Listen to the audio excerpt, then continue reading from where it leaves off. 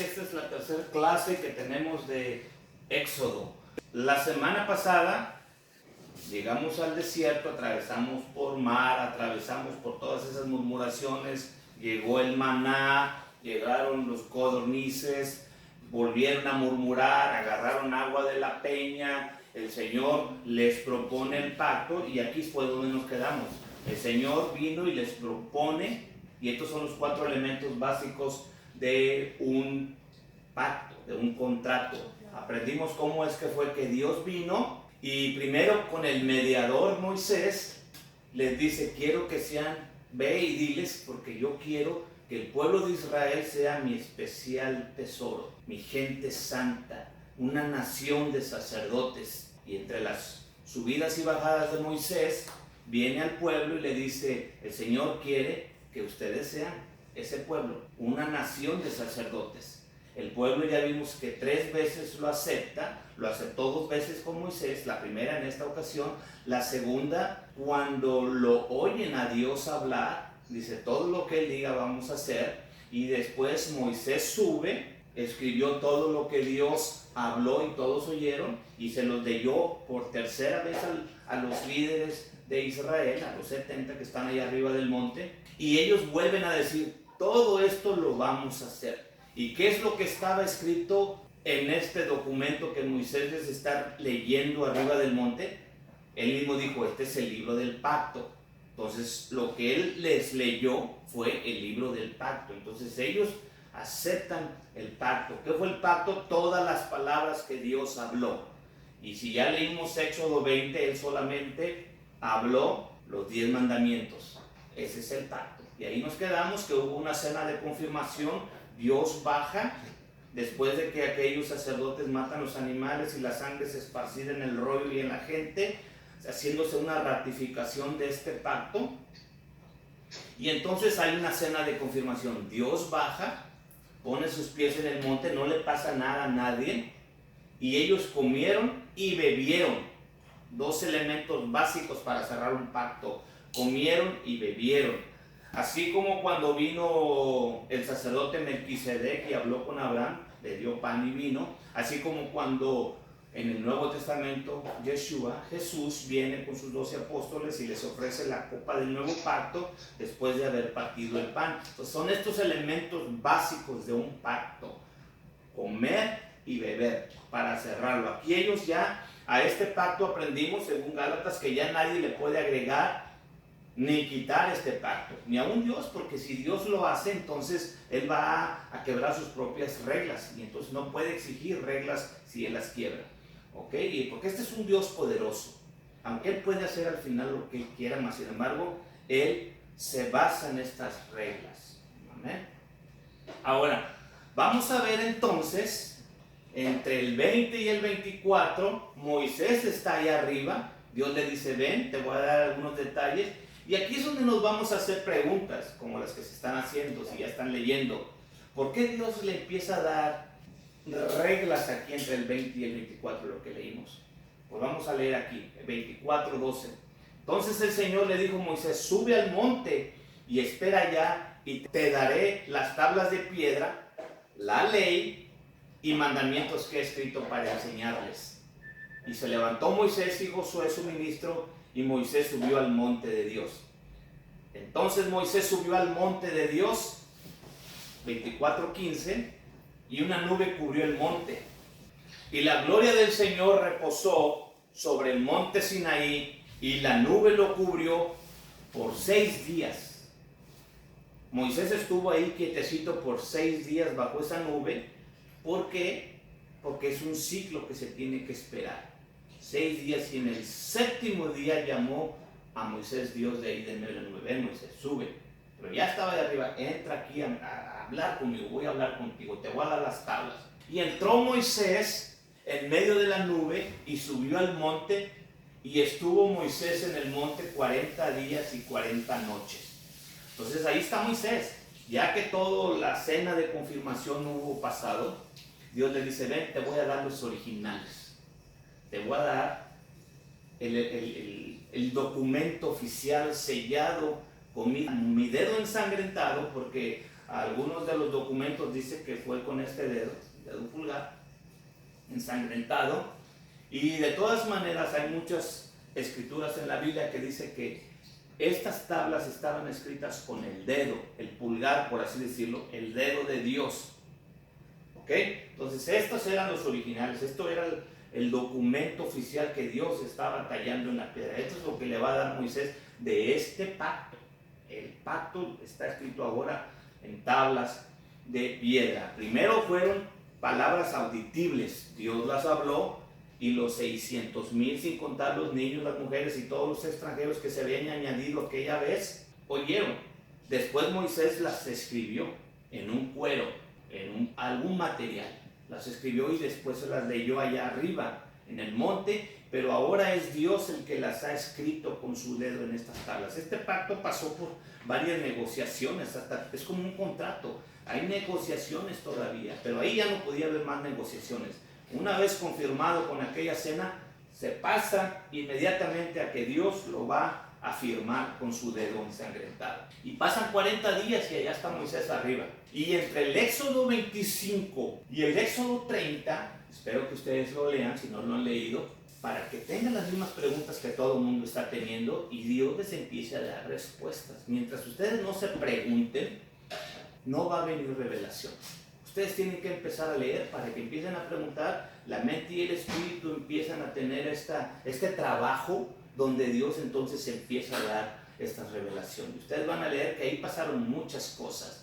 Dios dice de esto, del tabernáculo, habla de cómo se va a hacer el tabernáculo y cómo van a hacer estas cosas, Empieza a dar detalle de todo eso. Uno se pregunta, bueno, ¿para qué va a haber un tabernáculo? Y entonces quiero aquí establecer dos principios básicos para cualquier persona que lee las escrituras, que lee la Biblia, que lee los rollos.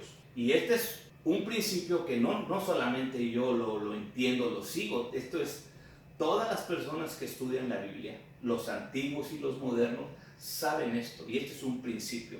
La cronología, el relato es cronológico. Adán, Set, Noé, Abraham, Isaac, Jacob. Esto es cronológico. Los relatos no puede decir y murió Isaac y después nació Abraham. No puede decir eso. El relato cronológico tiene que ir cronológicamente. Ahora, los mandamientos son injertados dentro de la cronología, son acronológicos. Quiere decir que Moisés, de una manera sabia e inteligente, está narrando los hechos cronológicos e inserta mandamientos que Dios le había dado o ya había escuchado o ya había relatado él. Un ejemplo para explicar esto, y hay muchos, solamente voy a utilizar este. ¿Okay? Este ejemplo está en Éxodo 16, 28, mucho antes de llegar a Éxodo 20, ¿okay? y llegar al 25 y el 28.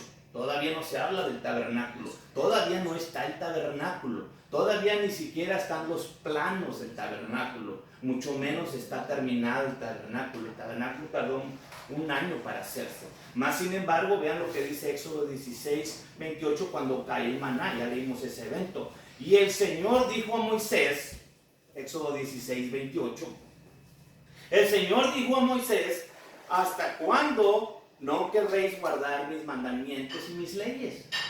Mirad que el Señor os dio el sábado, y por eso os da en el sexto día pan para 2 días. Quédense pues cada uno en su casa, y nadie salga de su lugar en el séptimo día, en el Shabbat. Así el pueblo reposó el séptimo día. Éxodo 16, 31. Y la casa de Israel lo llamó maná, aquello que caía. Y era como simiente de culantro blanco y su sabor como de hojuelas con miel. Y dijo Moisés a Aarón, tómate un vaso y pon en él un gomer lleno del maná y ponlo delante del Señor para que sea guardado para todos nuestros descendientes. Y Aarón lo puso delante del testimonio para guardarlo, como el Señor lo mandó a Moisés. Y así comieron los hijos de Israel maná 40 años hasta que entraron en la tierra habitada. Maná comieron hasta que llegaron al término de la tierra de Canaán, y un gomer es la 10ª parte de un efa. Ahora, quiero poner esto en otra perspectiva. Dios está platicando que cayó el maná, que Él les dijo guarden el sábado, y también les está diciendo, es más, porque aquí es donde estamos viendo que estos relatos se están guardando y tal vez hasta se van a editar, porque aquí está diciendo como que ya pasó mucho tiempo, dijo, comimos 40 años de este maná. Por eso es que mucha gente duda de que estos escritos son de Dios, porque se ven como que están manipulados, pero no, es Dios dándole la revelación a Moisés de cada letra y cada palabra que está escribiendo. En este momento, y ustedes ya lo leyeron cronológicamente, cuando cayó el maná, todavía no estaba el tabernáculo, mas sin embargo Dios dio un mandamiento, guárdenlo para cuando más allá adelante lo pongan dentro del arca del testimonio. El arca no está todavía, ¿ok? Así que ese mandamiento no fue cronológico, no hicieron en ese momento, metieron el maná y lo pusieron dentro del arca del testimonio, no. Guardaron ese mandamiento y cuando llegó el tiempo de aplicar ese mandamiento, lo aplicaron. Pero ahí está redactado en el 16:35. Es lo mismo que está ocurriendo en las narraciones. Tenemos que tener cuidado cuando son mandamientos que Dios está dando o ordenando al pueblo de Israel. Pudieron haber sido dados mucho tiempo antes o algún tiempo después. Pero en el relato que está haciendo Moisés, los está aplicando ahí porque tienen que ver con el contexto. ¿Ok? Vamos a continuar entonces. Mas viendo el pueblo, esto es Éxodo 32:1. Mas viendo el pueblo que Moisés tardaba en descender del monte, y se juntó entonces a Aarón y le dijeron, levántate, haznos dioses que vayan delante de nosotros, para que a este Moisés, porque a este Moisés, aquel varón que nos sacó de la tierra de Egipto, no sabemos qué le haya acontecido. En menos de 40 días, porque acuérdense que acabamos de leer que Moisés estuvo con Dios 40 días. 7 días primero y después 40 días dentro de la nube, hablando con Dios, y Dios estaba escribiendo las tablas. En esos 40 días el pueblo no se puede esperar. ¿Por qué? Porque él está acostumbrado a ser esclavo, porque él ha visto por varios años, vamos a decir 230 años o 400 años, los que sean, han visto cómo se adora a otros dioses allá. Ahora están saliendo de la esclavitud, entrando a un solo Dios.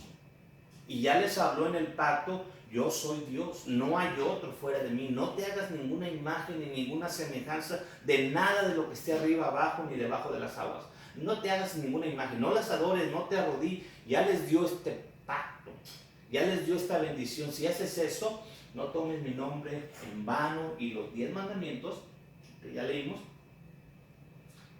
no se aguantaron 40 días. En plena luna de miel, por así decirlo, cuando se está recibiendo la ketubá, un documento que es el nombre en hebreo para la acta de matrimonio, mientras Moisés está recibiendo el documento de que se ofició una boda entre Israel y Dios, Israel se mete con otros dioses, adultera. Eso es lo que está pasando en el monte, abajo del monte, mientras Dios está firmando esta acta de matrimonio. El corazón de Dios está siendo quebrado en ese momento. ¿Qué hace Aarón? Porque se siente presionado. Y habían dejado a Aarón y a Hur como encargados, pero fueron con Aarón. Y Aarón va y les quita los aretes, todo lo de oro, lo mete al horno y sale un becerro de oro. Y lo empiezan a adorar. Dice, estos son tus dioses en Éxodo 32:4. Estos son tus dioses. Esa terminología era ya. No se creía en un solo Dios, se creía en dioses. Entonces ellos estaban teniendo conflicto. No puede ser un solo Dios el que haga todo eso. Tiene que haber varios dioses. Y no, pero si quieren dioses, ahí van sus dioses. Ahí les hizo el becerro de oro. Y viendo esto Aarón, edificó un altar delante del becerro y pregonó a Aarón y dijo, mañana será fiesta a Yahweh. Mañana. Fíjense lo que hace aquí Aarón. Aarón saca el becerro de oro, lo hace bien tallado, bien elaborado, y empieza a predicar. La palabra ahí pregonar es predicar. Anda predicando a toda la gente, convenciéndolas, vengan mañana.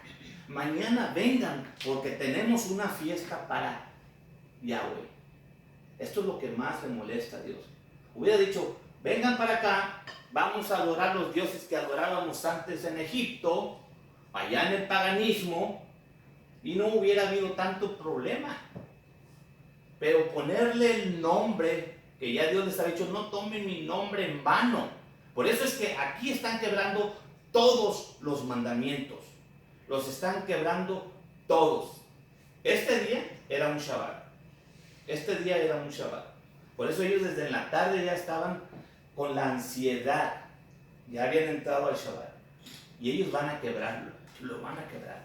Y van a hacer todo tipo de mugrero, todo tipo de abominación. Número 1, quiebran el primer mandamiento. Le ponen a una figura de oro, aunque sea de oro, le ponen el nombre de Yahweh, o de Yuhei o de Jehová, y lo proclaman, lo predican desde un día antes. Le dan esta cosa de que la gente sienta que va a adorar a Dios. Le dan publicidad. ¿Qué es lo que están haciendo? Están haciendo lo que llamamos sincretismo. Están agarrando algo pagano, y esto es muy común que hacemos hoy en la iglesia. Agarramos algo pagano hoy y lo metemos a la iglesia y le ponemos el nombre de Dios. O lo vamos a hacer para Dios, para atraer gente, para predicarles, para emocionarlos y que vengan a conocer a Yahweh. Y utilizamos todas las fiestas paganas y les hacemos propaganda y los invitamos. Y les hacemos creer que es Dios y que estamos celebrando a Dios y que estamos guardándole a Dios, cuando Dios no les había mandado nada de eso. Y lo vamos a ver. Entonces, les voy a traer el significado de la palabra sincretismo. ¿Qué es la palabra sincretismo que les acabo de hablar? Fui al diccionario normal, cualquier diccionario, y dice, es una tendencia a conjuntar y armonizar corrientes de pensamiento o ideas opuestas. Tratar de conjuntar algo opuesto, lo malo con lo bueno, lo limpio con lo impuro, y hacer creer que es puro. Por eso el Señor dijo, al final les vamos a llamar lo que es bueno malo y a lo malo bueno. No, va a haber un sincretismo masivo que ya no vas a ver las personas qué es bueno y qué es malo. Y nosotros hemos colaborado con este sincretismo al meter todo el paganismo en nuestras vidas, a nuestras familias, a nuestras iglesias, a nuestras comunidades, y decir, es para Dios. Aunque estemos viendo la etimología de las palabras, aunque estemos viendo el origen verdadero de las fiestas paganas, aunque estemos viendo que todas esas cosas son para adorar los ídolos, para adorar los demonios, para adorar todo tipo de cosas abominables para Dios, tenemos esta tendencia a juntar y armonizarlo, tratar de que se vea bonito, que sea aceptable, que sea agradable, pero son opuestos. Y decimos, vamos a adorar a Yahweh, mañana vamos a adorar a Yahweh. Y vean, al día siguiente madrugaron, porque había esta expectativa, vamos a ir a adorar a Yahweh.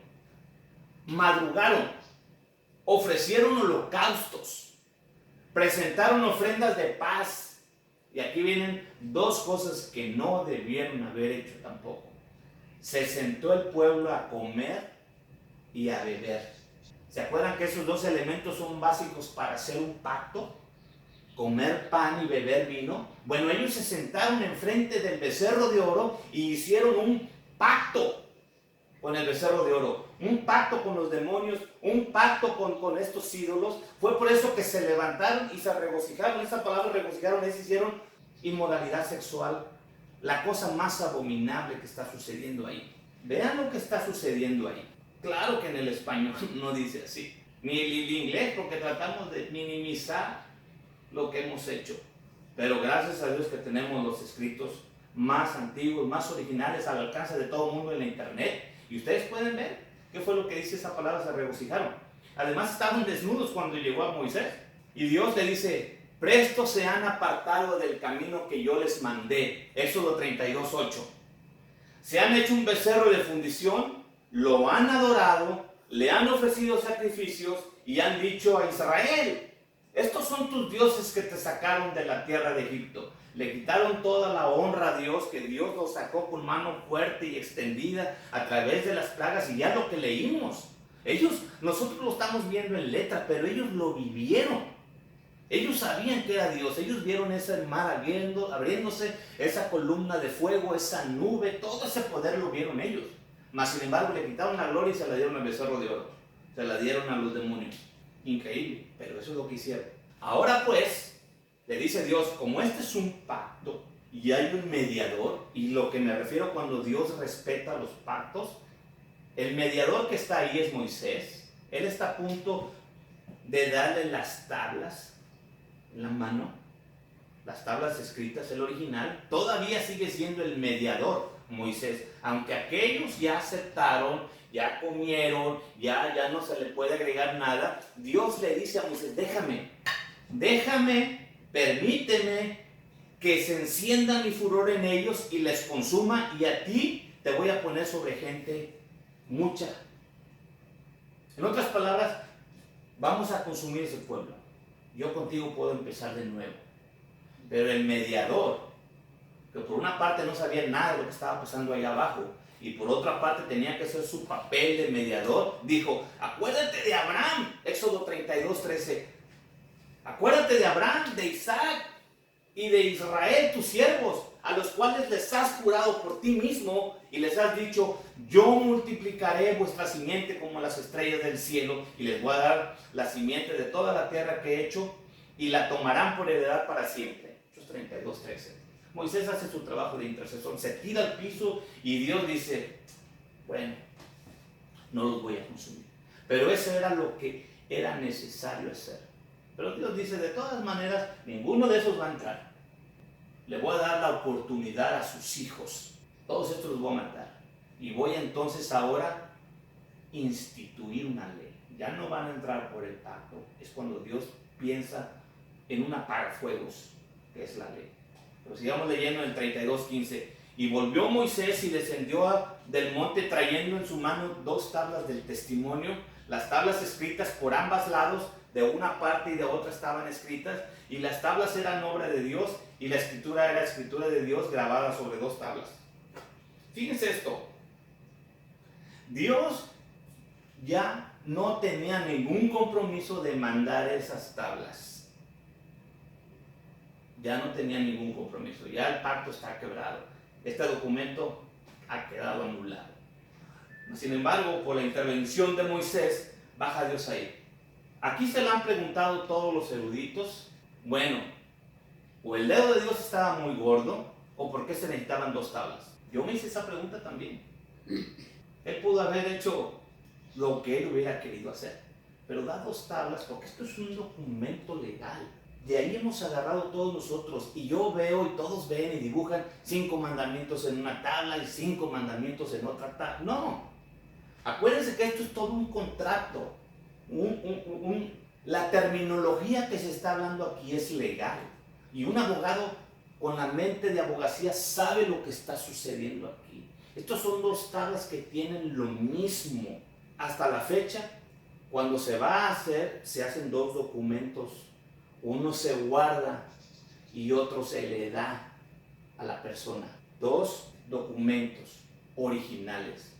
Uno se guarda, ya sea, aquí se llama condado, allá se debe llamar la municipalidad, o en la corte, no sé dónde se guarden allá, y otro se le da a las personas. Entonces este se puede perder, pero yo todavía tengo todo el tiempo de regresar al condado, a la ciudad donde me casé, y ahí está un original también. Ahí está un original también. Yo me casé en México. Nosotros tenemos aquí una copia del acta de matrimonio. Pero si yo la llegara a perder, yo voy allá a México, a la Ciudad de México donde nos casamos, ¿y qué creen? Allá está un original, del cual si yo pido una copia, me van a dar una copia. Vean esta terminología. Hace sentido. No había 5 mandamientos en una tabla y 5 mandamientos en otra. Las tablas eran obra de Dios y la escritura era de Dios grabada sobre las tablas, 2 tablas. ¿Okay? Y viendo Moisés que el pueblo estaba desnudo, en el 32:25, ven lo que les digo, estaban desnudos. ¿Por qué estaban desnudos? Era en el día.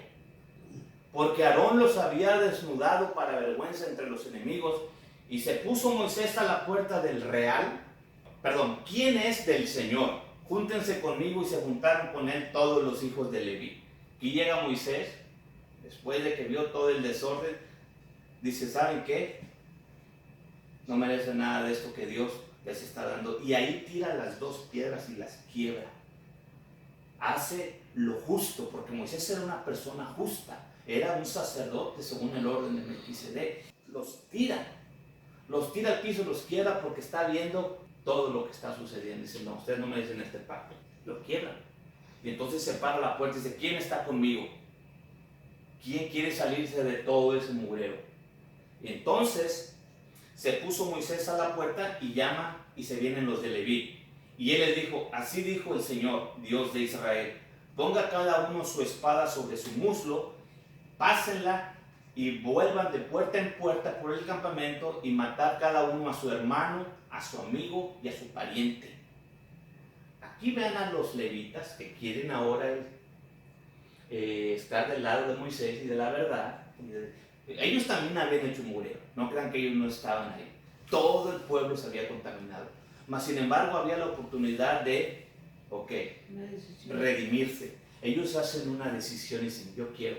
Eran de la familia de Aarón, eran de la familia de Moisés, entonces hacen grupo y dicen, nosotros, no va a ser fácil, dice, pero agárrense cada quien una espada, vayan de casa en casa, no por la casa de los otros israelitas, por las casas de ustedes mismos, de los levitas, de la tribu de Leví. Y entonces ellos van a ir y con su espada van a matar a su hermano, a su pariente, a su amigo. 32:28. Y los hijos de Leví lo hicieron conforme al dicho de Moisés, y cayeron del pueblo en aquel día como 3,000 hombres. 3,000 muertos. Porque Dios les acaba de dar la oportunidad de salirse del pacto y mandar un apagafuegos, un entretanto, una ley, y esa ley quería sangre, derramamiento de sangre. Y aquí empieza Dios a purificar a través de estas muertes y mata a 3,000 gentes. Cuando el Señor manda el Espíritu Santo en el mismo día, en las mismas épocas, en la misma sazón de lo que está ocurriendo, en la fiesta de Shavuot o en la fiesta de Pentecostés, el Señor le da vida a 3,000 gentes, porque hay 3,000 gentes que reciben el Espíritu Santo. Dios restaurando allá 1500 años después. Pero entonces Moisés les dijo, hoy se han consagrado al Señor. Los levitas, cuando mataron a estos 3,000 personajes, niños también, se consagraron. Esto no era el plan de Dios. Porque cada uno se ha consagrado en su hijo y en su hermano, para que dé Él, Dios, bendición sobre nosotros, sobre ustedes. Esto fue un evento que uno dice cruel. Pero lo que se merecían la exterminación total, los 600,000, sin contar a los demás. Todos se merecía morir. Mas sin embargo Dios en su misericordia, 3,000. Pero esto no era el pacto. Esto no era lo acordado, el tratado, el contrato, lo acordado, la promesa. Yo no recuerdo nada de las veces que Moisés propuso al pueblo, que el pueblo haya aceptado que los sacerdotes, para que se hagan sacerdotes, van a tener que matar a 3,000 personas. Exacto. Esto no era parte del pacto. ¿A qué me refiero? El pacto estaba quebrado y no tiene nada que ver con estas muertes. Porque ahora se ha instituido la ley. La ley. Y vamos a leer unas partes aquí. Vamos a recordar que en Éxodo 19, ahora pues, si dieres oído a mi voz, antes de que Dios hablara del pacto, y guardan mi pacto, vosotros serán mi especial tesoro sobre todos los pueblos, porque mía es toda la tierra, y ustedes serán mi reino de sacerdotes y gente santa. Este era el pacto. Este era el pacto. especial tesoro, reino de sacerdotes y gente apartada. ¿Quién? Todos. Todos iban a ser sacerdotes. Sobre todo los primogénitos que se habían santificado o que Dios los había separado, apartado. En aquella noche cuando se puso la sangre en el poste, que dijo, hoy he santificado a todo primogénito que abre matriz. ¿Se acuerdan? Ahí los santificó, los apartó para él. Todo aquel varón que abre matriz es mío. Aquí ellos iban a ser los sacerdotes de todo el pueblo de Israel. Iban a ser de todas las tribus, no nada más de Leví. En el pacto todos los primogénitos iban a ser sacerdotes. En la ley, nada más de Leví. Y esto de un reino de sacerdotes cambió. En el pacto era un reino de sacerdotes, de todas las tribus, de todo el reino. En la ley, un reino con sacerdotes levitas. Pero todo tiene que ser legal. Todo tiene que ser legal y Moisés lo sabe. Tal vez él había estudiado leyes ahí en Egipto. No sé, porque de la manera que todo lo está escribiendo que de aquí se han sacado las leyes que rigen a todos los países del mundo. De aquí, de este libro, de estos escritos de Moisés. Y salieron, vamos a hacer recuentos. Estos son los contados. Fíjense, todos fueron contados cuando salieron. En Números 2:32. Estos son los contados de los hijos de Israel. Todos los contados hombres. Por las casas de sus padres, todos los contados por ejércitos, por sus escuadrones fueron 603,550. Ese fue el exacto. ¿Se acuerdan que estábamos hablando de un número más o menos 600,000? Bueno, aquí ya está más exacto después de que se hizo el conteo. 600,000, 3,550. ¡Wow! Un número exacto de los que salieron. Y luego dice, mas los levitas no fueron contados entre los hijos de Israel, como el Señor lo mandó a Moisés. A ver, entonces, ellos no fueron contados.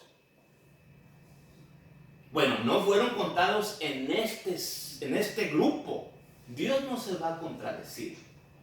Porque al parecer a veces dice una cosa y luego otra no. Pero en este momento que fueron contados por ejércitos, ellos no fueron contados, porque ellos no iban a ser contados para ser parte del ejército. Porque luego vemos aquí, en Números 3, ahí mismo, 6, haz venir a la tribu de Leví, hazla estar delante del sacerdote Aarón para que le ministren, guarden el mandamiento de él y el mandamiento de toda la congregación delante del tabernáculo del testimonio para que ministren en el servicio del tabernáculo. Número 3:39 dice, y todos los contados de los levitas que Moisés y Aarón, conforme a la palabra del Señor, contaron por sus familias, todos los varones de un mes para arriba, fueron 22,000. Ahora, yo no me voy a poner necio para decir, por fin, ¿fueron contados o no fueron contados? Bueno, en el principio para el ejército no fueron contados, pero para el sacerdocio fueron contados. ¿Cuántos eran? 22,000. Ahí está en Números 3:39. Por eso es que cuando leemos la Biblia y vemos números y genealogías y cantidades y padres, abuelos, no lo queremos leer, pero miren, sirve para todo. Ahorita van a ver cómo se nos va a armar toda esta historia, ¿ok? Fueron 22,000 levitas. Todos los levitas varones fueron 22,000. Estos son los que ahora son sacerdotes, ya no son los primogénitos. Ahora estos son los sacerdotes. Los levitas ahora han tomado el sacerdocio. Ya no son los primogénitos de todo Israel, ahora son los levitas. Quiere decir que hubo una transferencia de sacerdocio de los primogénitos de Israel a los levitas. Y la vamos a ver aquí en la Biblia, porque si sucedió, aquí lo vamos a ver. Y el Señor dijo a Moisés, en este de contar y contar, cuenta a los primogénitos varones de todos los hijos de Israel de un mes para arriba. ¿Por qué? Porque habían nacido allá.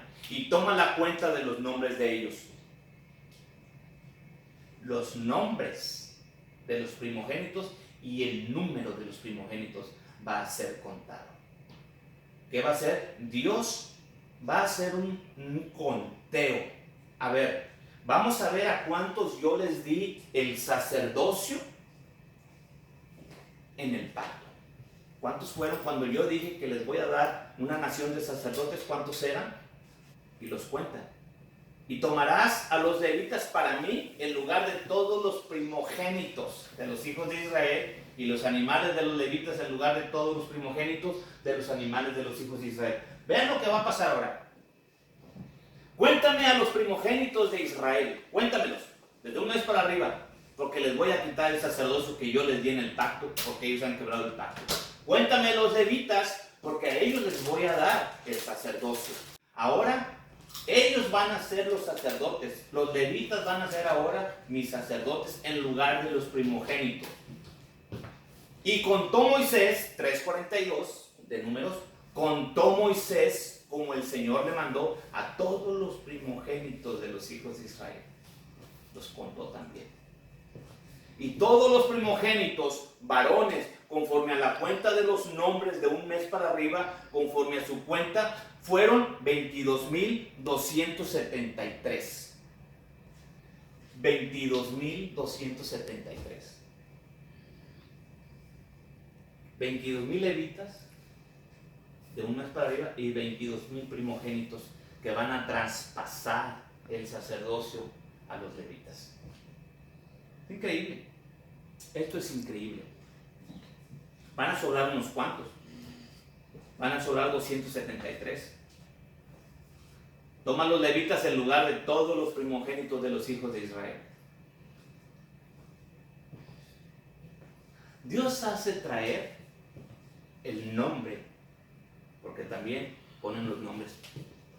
Y vienen los ancianos y vienen los primogénitos y van a traspasar el sacerdocio. El sacerdocio que Dios les había prometido, lo traspasan, lo entregan voluntariamente. Y ahora los levitas toman el sacerdocio. Hay un dinero que se tiene que pagar por los que faltan para no matarlos. Dios, págalo. Y pagan 5 ciclos, no sé qué tanto pagan, no recuerdo, pero se hace un pago para redimir a esos 273. ¿Qué exactitud, no? 22,000 varones levitas toman el sacerdocio. Ahora, ¿cuándo cayó la ley? Vamos a investigar cuándo cayó la ley y cuándo Dios dio el pacto. Gálatas 3:17. Esto pues digo, que el pacto previamente ratificado de Dios para con Cristo, la ley que fue hecha 430 años después, no lo abroga para invalidar la promesa.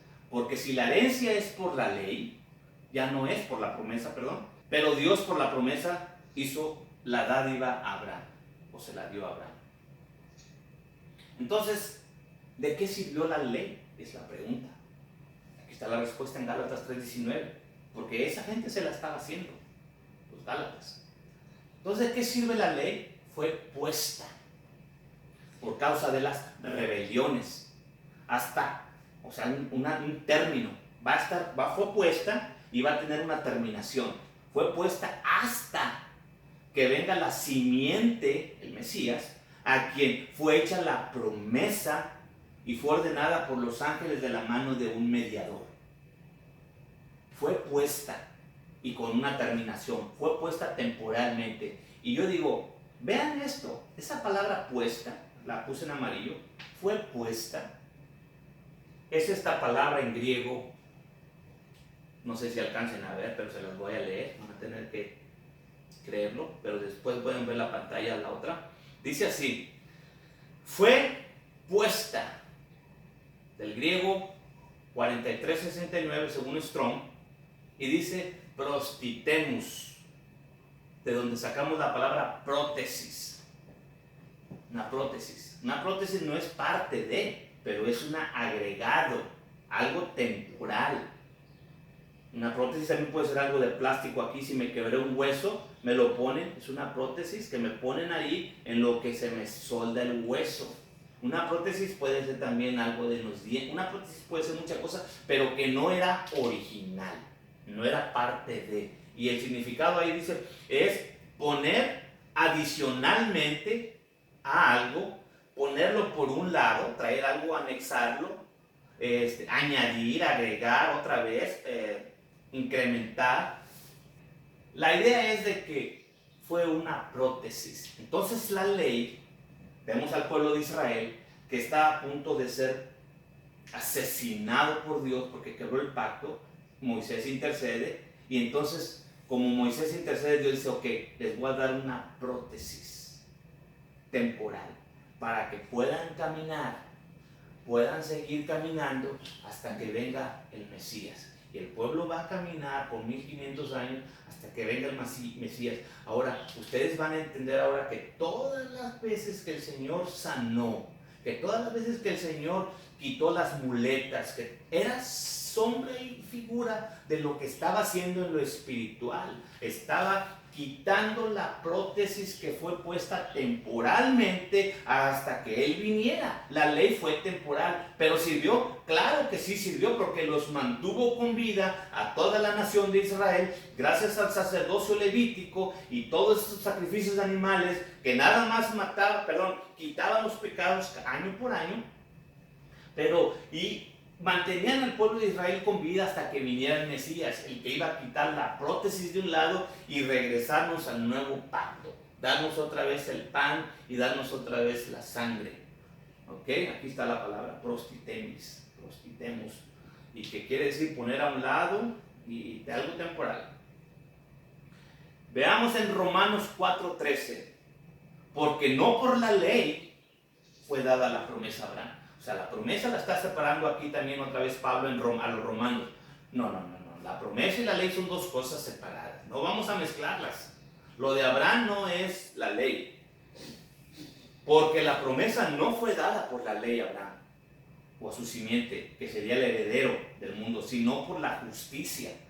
Porque si los que son de la ley son los herederos, entonces vana es la fe y anulada es la promesa. Él está tratando de separar estos dos documentos. La ley es una cosa donde fue algo añadido y el pacto fue algo que se fue dado por fe. Ya vimos que la ley no vino Dios a través de Moisés: les ofrezco la ley, ¿cómo ven los sacrificios? No hubo una negociación, no hubo una propuesta, una aceptación, una ratificación o una cena de confirmación. No, la ley fue impuesta, ahora es así, si quieren seguir viviendo. Pues vamos a leer ahora en Hebreos 7:11. Pues si la perfección era por el sacerdocio levítico, porque bajo él recibió el pueblo la ley. Fíjense, aquí el que haya escrito Hebreos la tenía más clara que nadie. Él está diciendo cuándo se recibió la ley, porque bajo él recibió el pueblo la ley. ¿Bajo quién? Bajo el sacerdocio levítico. ¿Cuándo fue instituido el sacerdocio levítico? ¿Cuándo se traspasó el sacerdocio levítico? ¿Cuándo se traspasó? Después de que se quebró el pacto.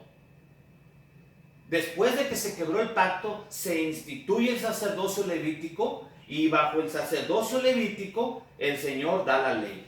Porque si la perfección era por el sacerdocio levítico, porque bajo él recibió el pueblo la ley, ¿qué necesidad había aún de que se levantase otro sacerdote según el orden de Melquisedec y que no fuese llamado según el orden de Aarón? Vean, el libro de Hebreos es todo acerca de sacerdocios. El sacerdocio levítico, que fue instituido después de que se quebró el pacto, sí lo instituyó Dios. Sí lo instituyó Dios. No podemos cerrarnos a eso. Pero era temporal.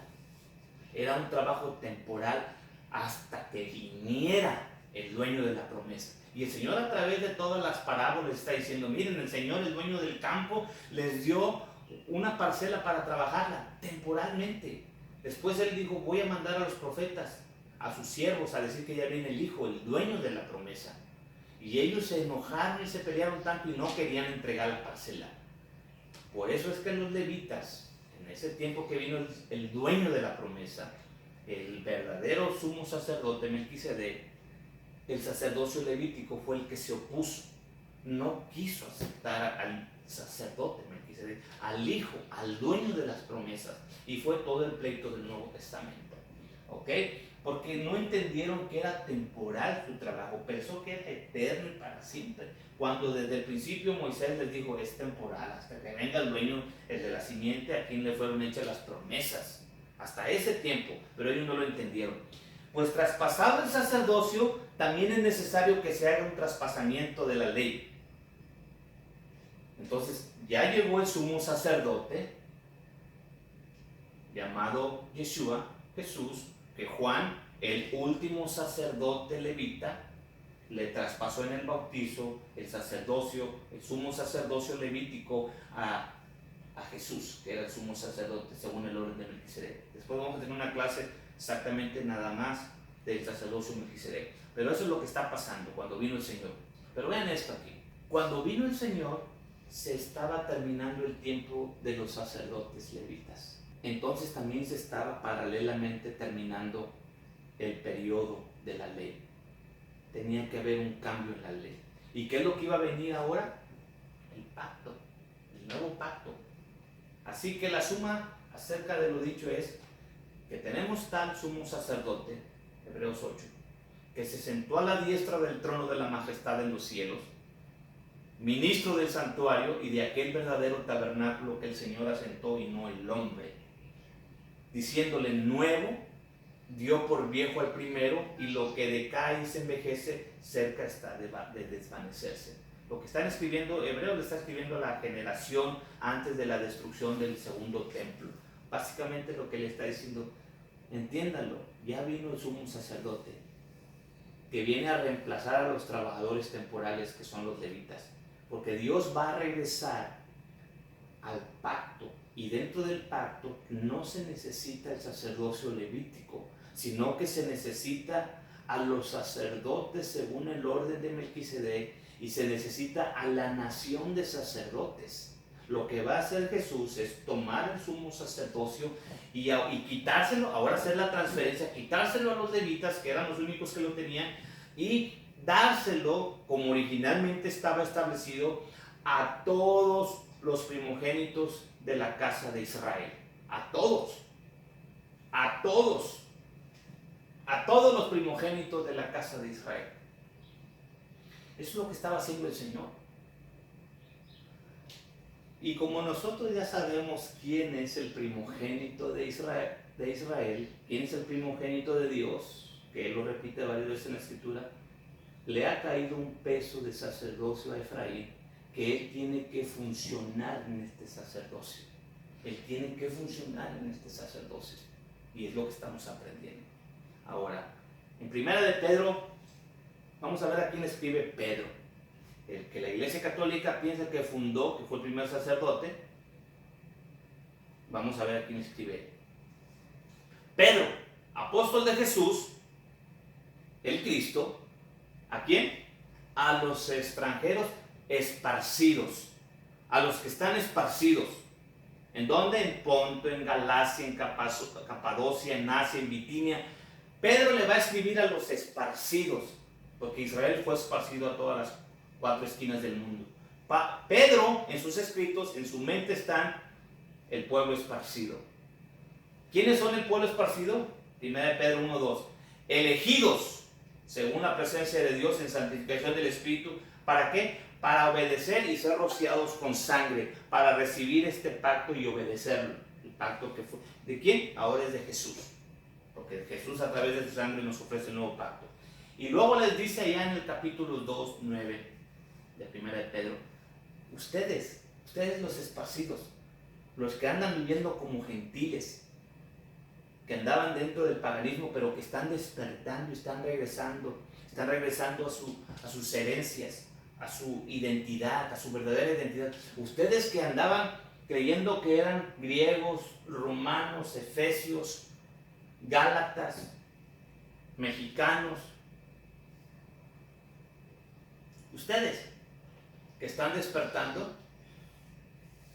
y que les están dando ganas de regresar al pacto, les va a decir esto, y les va a traer a memoria Éxodo 19, mas vosotros sois linaje escogido, real sacerdocio, nación santa, pueblo adquirido, para que mostréis las virtudes de aquel que nos ha llamado de las tinieblas a su luz admirable.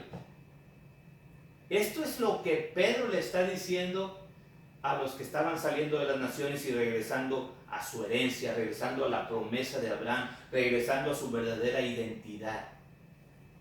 En ese tiempo, a los que estaban ahí, que habían regresado, las dos casas fueron esparcidas, pues vamos a ver eso.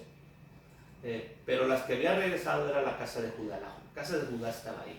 Entonces, la casa de Efraín estaba esparcida en todo el mundo. Pero estaban regresando.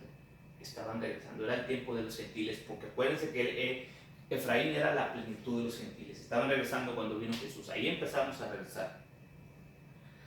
¿Quiénes son esta gente? Pues sigue describiendo. Ustedes, que en el tiempo pasado no eran pueblo. Y aquí él va a traer escrituras de Oseas. Cuando el Señor se divorcia de Israel y dice, ustedes lo a mí, ya no quiero que sean mi pueblo. Lo Ruhama, ya no voy a tener misericordia de ustedes, y se divorcia de Efraín. Pero él está diciendo, ustedes, que en el tiempo pasado no eran pueblo, ahora Dios los ha hecho pueblo. Que en el tiempo pasado no tenían misericordia, que Dios les ha dicho, ya no tengo misericordia de ustedes, y los echó para todas las partes. Ahora han alcanzado misericordia, ahora pueden regresar. Y esto es el pacto, regresar al pacto. Efesios, Pablo les escribe a los Efesios también, dice, bendito el Dios y Padre del Señor nuestro Jesús el Cristo, el cual nos bendijo con toda bendición espiritual en bienes celestiales en Cristo, que nos escogió. Esta es terminología del Antiguo Testamento. ¿Quiénes son los escogidos? Israel. En él antes de la fundación del mundo para que fuésemos santos. ¿A quién fue al pueblo que le dijo, yo te he escogido para que seas santo? A Israel, sin mancha delante de él en amor, el cual nos señaló desde antes el camino para ser adoptados. ¿Se acuerda que les enseñó la manera de ser adoptados? ¿Cuándo fueron adoptados? ¿Cuándo fue el gentil adoptado? ¿Quién era la plenitud de los gentiles? Efraín. Cuando Israel adoptó a Efraín, está adoptando ahí la plenitud de los gentiles. Los gentiles no fueron adoptados cuando vino Pedro o vino Pablo a predicar. No.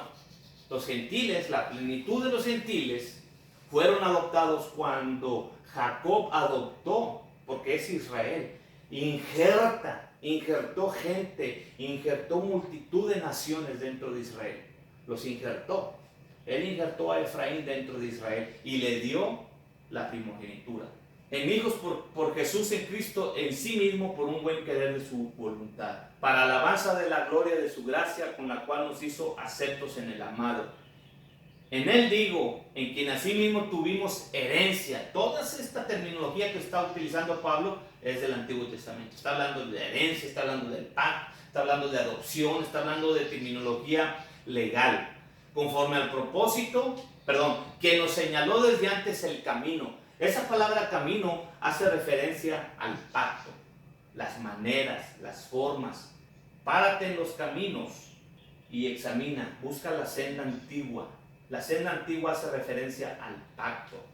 Busquemos la senda antigua, busquemos la manera original en la que Dios quería que viviéramos, que fuéramos una nación de sacerdotes y no estar dependiendo de un sacerdote levita, que él mismo tenía que hacer un sacrificio por sus propios pecados y después orar por los pecados del mundo. Ahora tenemos un sumo sacerdote que entró una sola vez y para siempre, haciendo no solamente cubriendo pecados, pero él hizo expiación de pecados, borró los pecados y se ha sentado a la diestra del Padre y nos está llamando a ser parte de este sacerdocio según el orden de Melquisedec, el cual es para todos.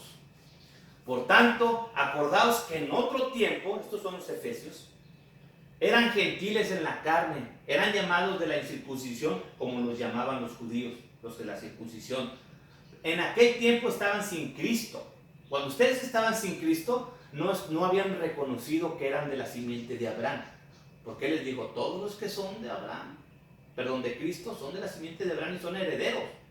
Ahora que son de Cristo son herederos, y les empieza a decir, en aquel tiempo estaban sin Cristo, alejados de la República de Israel, extranjeros ¿a qué? A los pactos de la promesa, Efesios 2:11 y 2:12. Eran extranjeros, mientras no conocían a Cristo, mientras no conocíamos al Señor, No nos estábamos relacionando con Abraham, ni con los pactos, ni con las promesas, para nada. Pero en este último tiempo estamos diciendo, oh, si somos de Cristo, somos hijos de Abraham. Si somos hijos de Abraham, somos herederos de la promesa y de los pactos. Pero estábamos antes sin Él y no teníamos nada. Efesios 2:13. Pero ahora en Cristo Jesús, vosotros que en otro tiempo estaban lejos, han sido hechos cercanos por la sangre de Cristo. Porque Él fue el que con su sangre nos mete, nos da, nos ofrece, nos propone un nuevo pacto. Él ha venido a proponer un nuevo pacto. Si lo aceptamos, entramos y por su sangre nos ratifica ese pacto. Nos lavamos con su sangre, porque la sangre de Jesucristo nos limpia de todo pecado y nos purificamos en Él, teniendo esperanza de que cuando Él venga vamos a tener la cena de confirmación con Él. Por eso es que estamos esperando las cenas de las bodas del Cordero. ¿Por qué se llaman bodas del Cordero? Porque ya es una boda. Es una boda. El pueblo de Israel es la esposa y el Señor mismo es el esposo. Así que ya no son extranjeros y advenedizos, sino juntamente ciudadanos con los santos y domésticos de Dios. Ya no somos extranjeros. Una vez que hemos entendido que somos Israel y que podemos adquirir y tener acceso a todas las promesas del pacto, nos purificamos. Nos purificamos. ¿Y cuál es el pacto? El mismo. Los mandamientos. El Señor nos vuelve a dar una oportunidad más, pero ahora con un nuevo pacto, hecho con mejores promesas, dice el libro de Hebreo. Y ahora tenemos un mejor mediador, porque Jesús es mucho mejor mediador que Moisés. Ahora, Moisés era un buen mediador, fue un buen mediador que negoció la vida de todo el pueblo de Israel. Pero Jesús ha mediado no solamente las vidas, pero las almas de la esposa del pueblo de Israel. Ahora tenemos un mejor mediador y un mejor pacto. Pero el pacto consiste en los mandamientos, porque el Señor Jesús todo el tiempo se cansó de decirlo: si me amas, guarda mis mandamientos. Si me amas, guarda mis mandamientos. Si me amas, guarda mis mandamientos. ¿Qué es pecado? Es romper el pacto. Si me amas, guarda mis mandamientos. ¿Y cómo le vencieron a aquellos en la gran tribulación? Con la sangre del Mesías y porque guardaron los mandamientos. Hoy les quiero ofrecer el pacto, el nuevo pacto, los mandamientos. Si ponemos oído a su voz y guardamos los mandamientos, estaremos en pacto con el Señor. Estaremos entrando a los pactos de la promesa. Y quiero terminar leyéndoles nuevamente, porque ¿cuáles son sus mandamientos? Sería la pregunta. Les voy a leer Éxodo 20, no se los leí la vez pasada, y aquí terminamos. Habló Dios, Éxodo 20, todas estas palabras diciendo: yo soy Jehová tu Dios, que te saqué de la tierra de Egipto, de casa de siervos. No tendrás dioses ajenos delante de mí. No te harás imagen, ni ninguna semejanza de cosa que esté arriba en el cielo, ni abajo en la tierra, ni en las aguas debajo de la tierra. No te inclinarás a ellas ni las honrarás, porque yo soy Jehová tu Dios fuerte, celoso, que visito la maldad de los padres sobre los hijos, sobre los terceros y sobre los cuartos a los que me aborrecen, y que hago misericordia en millares a los que me aman y guardan mis mandamientos. No tomarás el nombre de Jehová tu Dios en vano, porque no dará por inocente Jehová al que tomare su nombre en vano. Acuérdate del día de reposo para santificarlo. 6 días trabajarás y harás toda tu obra, mas el 7º día será reposo para Jehová tu Dios. No hagas en él obra alguna, ni tú, ni tu hijo, ni tu hija, ni tu siervo, ni tu criada, ni tu bestia, ni tu extranjero que está dentro de tus puertas. Porque en 6 días hizo Jehová los cielos y la tierra, la mar y todas las cosas que en ellos hay, y reposó en el 7º día. Por tanto Jehová bendijo el día de reposo y lo santificó. Honra a tu padre y a tu madre, porque tus días se alarguen en la tierra que Jehová tu Dios te da. No matarás, no cometerás adulterio, no hurtarás, no hablarás contra tu prójimo falso testimonio, y no codiciarás la casa de tu prójimo, no codiciarás la mujer de tu prójimo, ni su siervo, ni su criada, ni su buey, ni su asno, ni cosa alguna de tu prójimo. Porque el pacto de Dios, la mente de Dios no está tan lejos, está aquí cerquita, en confesar que queremos este pacto y lo podemos hacer, porque si no, Dios no nos lo estuviera ofreciendo. Él no nos va a ofrecer cosas que no podamos hacer. Meditemos en esto. Él nos está ofreciendo un pacto. Nos está ofreciendo un pacto y nos está ofreciendo con el pacto que vamos a ser su especial tesoro, su gente santa, separada, diferente, su pueblo, su nación de sacerdotes. Ya vimos que eso fue mencionado en Éxodo 19, mas sin embargo estamos viendo en el Nuevo Testamento que Pedro está repitiendo lo mismo. Eso es lo que está ofreciendo el Señor Jesús. Y eso es lo que Él ofreció en aquella cena antes de partir. Pan y con el vino, cuestión de hacer pactos con Él. ¿Qué somos para que Él venga y nos ofrezca un pacto de esa manera? ¿Qué ha visto en nosotros? ¿Qué ha visto en ustedes? Que Dios esté poniendo su mirada y decir a esta familia, a esta otra, a ti, a ellos, a estos también, al que está ahí atrás, al que está parado, al que está sentado, al que anda buscando, al que está pensando, al que tiene problemas, al que no tiene problemas, al que tiene, al que no tiene. Y de repente el Señor te dice, ven. Y tú te empiezas a interesar en esto. Es una bendición que estamos oyendo. Dice el Señor que en el último tiempo Él iba a silbar a sus ovejas y sus ovejas iban a escuchar su voz, porque ellos conocen la voz de su Señor, porque las llama por su nombre. Y así las está llamando hoy, nos está llamando hoy, por nombre. ¿Se acuerdan cuando llamó a los 22,000 y pico de primogénitos? Dijo, cuéntamelos y púntame los nombres de ellos. Apocalipsis los llama también por nombre. De sacerdocio, según el orden de Melquisedec, que era el original, pasamos a un sacerdocio levítico temporal.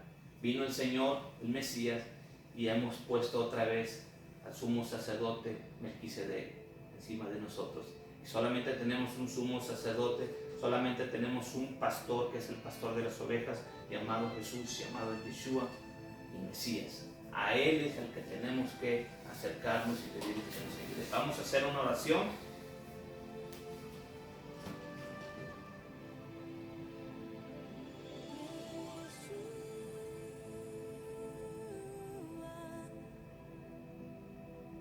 No sabemos qué decir con este llamamiento, con esta propuesta, Señor. Pero si nos estás proponiendo algo tan grande, ayúdanos a escuchar atentamente y pronunciar no como nuestros padres allá, que dijeron todo lo que nos has dicho haremos. Queremos de todo corazón contestar y decirte, lo aceptamos. Ayúdanos a obedecer, ayúdanos a entrar en pacto, ayúdanos a entrar cerca a la protección de Dios. Ayúdanos a tener esta ratificación con tu sangre y esperar a la cena de la resurrección. Gracias, Padre. En nombre de tu amado, te rogamos y te pedimos. Todas las familias que están escuchando.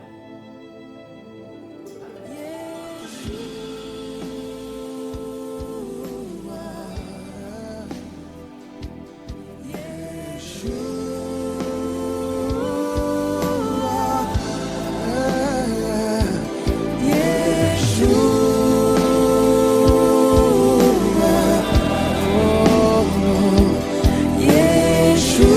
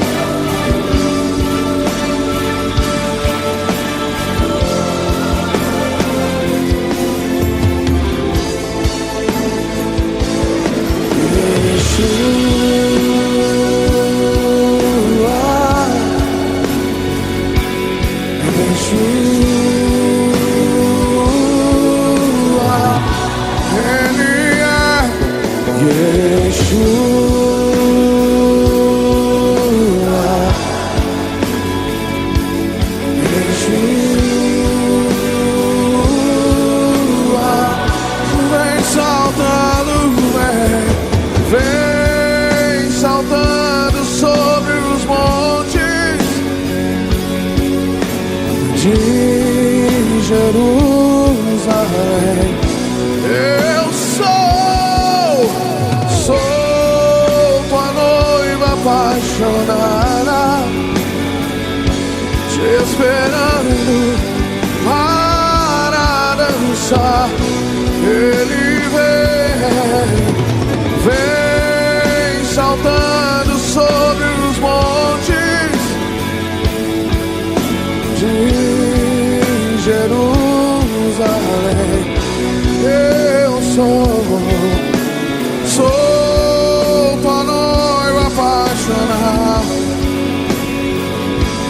te esperando para dançar.